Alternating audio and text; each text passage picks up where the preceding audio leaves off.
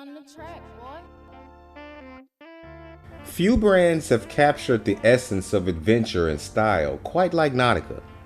From its humble beginnings as a sailing-inspired fashion line to becoming a staple in both high fashion and early streetwear, Nautica has sailed through decades of trends and cultural shifts. Today we're diving deep into the history of Nautica, how it began, its rise to fame, its fall from trendiness, and its lasting impact on the world of fashion. I'm Nate the Great from TakeFlight214.com, and this is the rise and fall of Nautica, a brand that took over the 90s, yet lost its course. But before we get started, let me start out by saying Happy New Year to you all. This is our first video of 2025, and we hope to set things off right. So don't forget to smash that like button, and with all that being said, let's jump right in and get this year cracking. The story all begins with David Chu. For as long as he could remember, he had a love for the water. Born in Taiwan, he would immigrate to the US in 1960 with his family at the age of 13. Chu later studied architecture at New York's Fashion Institute of Technology, where he also took design classes.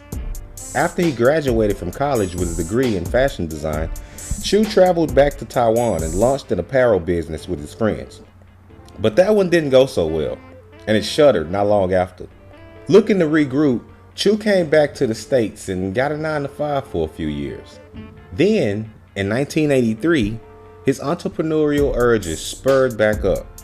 He created a small collection of 6 colorful men's jackets that incorporated both fashion and function. Later that year, Chu partnered with State of Maine, a New York-based apparel company founded by Harvey Sanders. State of Maine was already operating in the fashion industry and had resources and infrastructure that Chu could leverage. Sanders also recognized Chu's vision and provided the financial backing needed to launch Nautica. The name Nautica comes from the Latin word nauticus, meaning ship, and the sailboat logo perfectly symbolized the brand's connection to the maritime lifestyle. His vision for a nautical-inspired line of clothing was unique and well-timed during the 80s, as preppy and upscale casual wear was gaining popularity through brands like Polo and Tommy Hilfiger. Nautica took off fast. In its first year, they got picked up by Bloomingdale's, Barney's New York, and Saks Fifth Avenue. With Sanders' business acumen and State of Maine's resources, Chu was able to focus on the creative and design aspects of the brand. The initial funding covered production, marketing, and creation of a line of clothing that would appeal to an affluent, style-conscious consumer. The company was structured in a way that allowed Chu to lead the creative direction, while Sanders managed the business operations. Nautica in-store shops were installed at department stores around the country, and the brand sponsored selling competitions and opened fancy showrooms on 57th Street in New York. As the brand grew, Nautica expanded its offerings. By the early 90s, they launched the women's and children's lines, as well as accessories like watches and sunglasses, and even some home goods. The iconic Nautica bed sheets and towels brought the maritime vibe into people's homes. The early to mid 90s was the golden era for preppy brands. This was before the time of streetwear's dominance, and brands like Ralph Lauren, Tommy, and Nautica, and various others were being embraced by several different demographics, including people who would later be streetwear fans. Its bold, colorful block designs and oversized fits were perfect for the era of style. The brand's clean and aspirational aesthetic resonated with the generation looking to blend luxury and streetwear credibility, turning Nautica into a cultural phenomenon. I personally remember going to Dillard's as a kid and stocking up on Nautica. I always thought it had a unique aesthetic to it that kind of set it apart from Tommy and Polo, although I was a fan of those brands too. But it was just something about the colors of Nautica that always caught my eye. By 1994, the Nautica label accounted for the majority of State of Maine's sales, so the company was renamed Nautica Enterprises. At the height of its popularity, worldwide sales were more than $1 billion, and there were some 1,500 in-store shops around the country, as well as more than 100 of its own stores. However, by the early 2000s, the winds of change began to blow.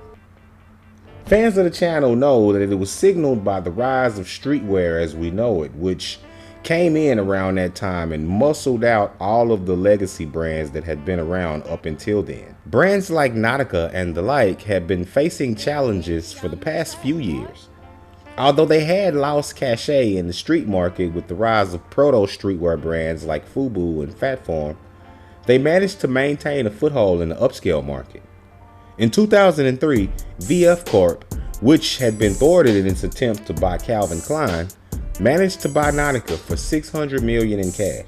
Chu pocketed a nice little windfall of over $100 million and stayed on with VF to oversee global design, product development, and marketing for the label. He stayed for about a year more before finally parting ways, but by then, the brand was in the midst of a downturn. Nautica, once a symbol of timeless style, struggled to maintain its footing in a rapidly changing fashion landscape. They spent several years in the same exile that many of the other 90s brands found themselves in. But despite all of the challenges, recently Nautica has made a strong effort to reinvent itself. Collaborations with streetwear brands and influencers, along with a focus on sustainability, has helped Nautica reconnect with a younger audience. The brand has also leaned into its nostalgia factor, with vintage Nautica pieces becoming popular amongst thrift shoppers and retro fashion enthusiasts. From yachts to city streets, Nautica has stood the test of time, adapting to the new waves in fashion while staying true to its roots. The legacy of Nautica is more than just its iconic sailboat logo or bold, colorful designs.